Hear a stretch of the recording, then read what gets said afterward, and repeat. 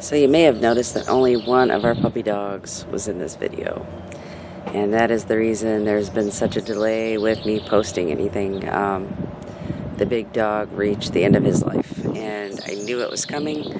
Animals will tell you they stop eating, they stop drinking. So Titan is no longer with us. Enough of that personal tragedy.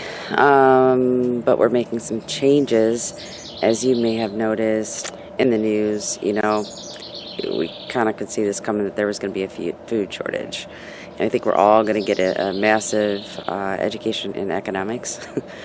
But when you break the supply chain,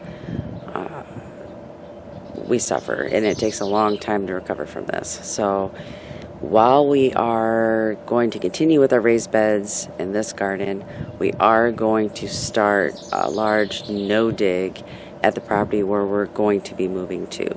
So we're going to take you along and show you what we're doing there. This dog has very graciously contributed her puppy paw prints into my raised beds. So we have a little divot there, some smashed radishes, but nothing too terrible.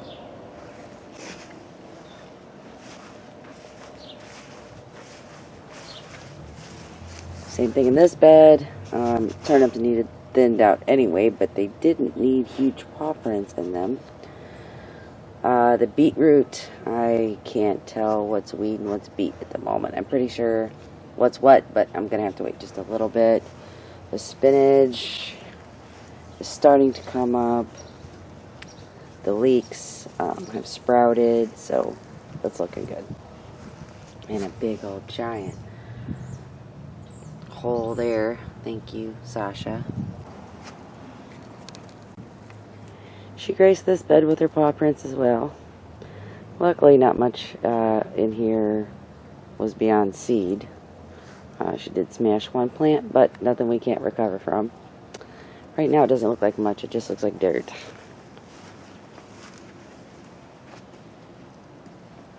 And we got some peas starting to sprout. And some green beans, if I can get in close enough.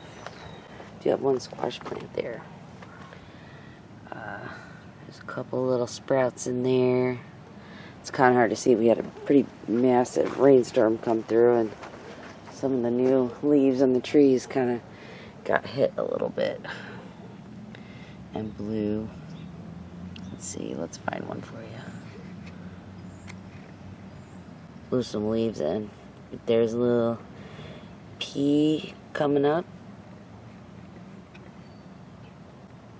So this is the area where we're putting the no-dig garden in. We have about 600 linear foot of fence to install this weekend. I'll shoot some footage of that, show you how we deal with the T-posts and the corners and stretching the fence.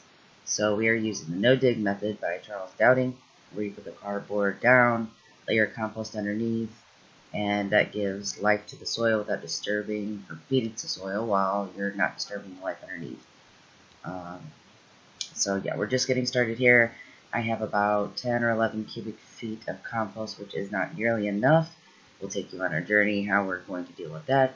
So thanks for sticking around. We will post more frequently now that things have settled down. So we'll see you again next time. Thanks.